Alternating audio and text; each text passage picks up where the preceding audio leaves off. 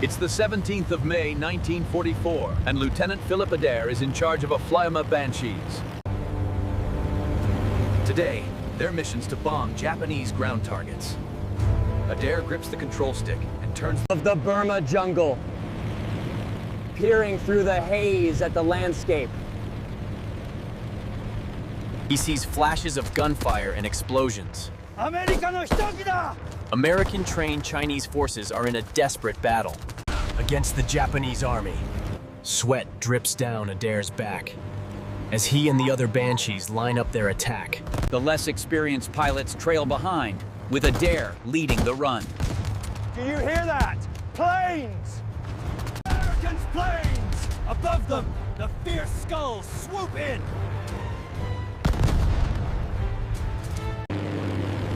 And the bombs are on target. The ground shakes violently beneath the Japanese soldiers' feet as explosions erupt in a fiery cascade. As Adair pulls up and his nose is pointing at around 45 degrees. He looks up and sees Japanese planes. To his side, his wingman is about to start a bombing run. Adair describes in his own words what happened next. 3 flights of Zeros, over 15 of them. They had us bracketed and had already started to peel off on us. They weren't coming after me, they were coming after my wingman and the other 2 guys. Bandits 11 o'clock high! Adair is an experienced pilot, but his wingman, O'Connor, doesn't have the benefit of Adair's experience. I called him and I said, "Little Okie, make sure you've got your tanks and your bombs off and turn right into the clouds to get away from the Zeros." O'Connor immediately drops his bombs, but his tank is stuck. 4 enemy planes are already closing in on him. He enters a hard turn to evade the incoming Japanese fighters. But Adair is already coming to the rescue of his wingman.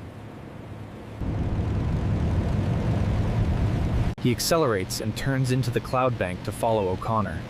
But when he comes out the other side, there's no sign of little Okie. When I came out to the open again,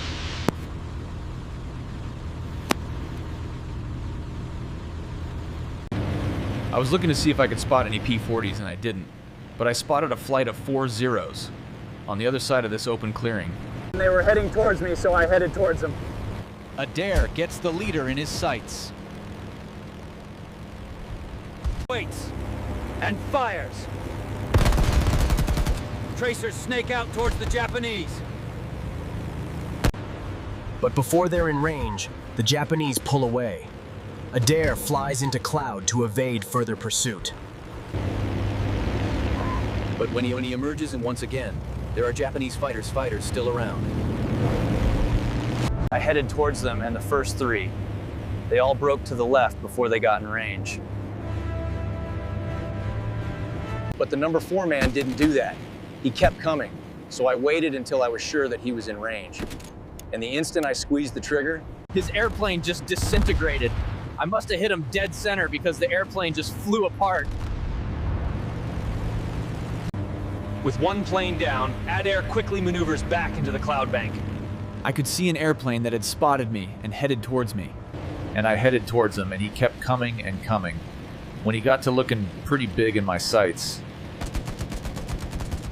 I figured, well, he's well within range now, so I squeezed the trigger, and I was shooting at him. And he was shooting at me.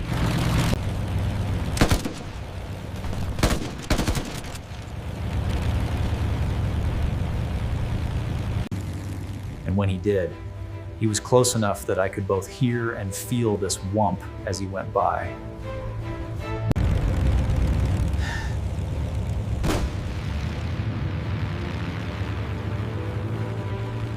Whoa! That's cool.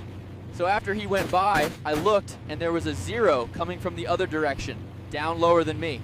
Using the advantage of altitude, Adair turns the plane and expertly swings in towards the rear of the Japanese fighter. And Adair catches the Japanese plane with a deflection shot. The wing disintegrates and the fuselage rolls over, plummeting towards the rocks below.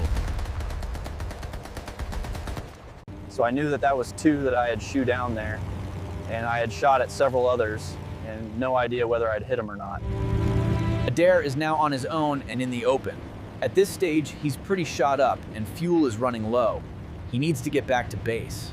Turning to the north and home, he's horrified to see 5 more Japanese planes. Outnumbered and without an altitude advantage, all Adair can do is turn and run. Helmet!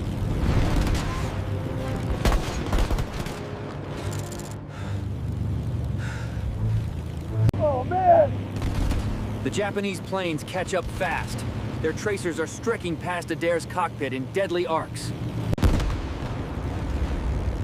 He throws his P-40 into a last-resort defensive maneuver, pulling hard on the controls until the plane shuddered. Japanese fighters slash through his field of vision again and again. Then, through all the chaos, he spots what could be salvation. It's a thick bank of clouds with a massive rock formation jutting through its surface. With skill and some luck, he misses the rock. Bamboo 2, come in! O'Connor, do you copy? I circled a little bit, called into my flight, nobody around. So I thought I had, for the first time, lost all of my flight. And I was the only one left. I didn't feel too good about myself. A cold line of sweat bursts through him as he turns his battered fighter towards Nagaguli. Through the haze, a familiar red-nosed P-40 appears.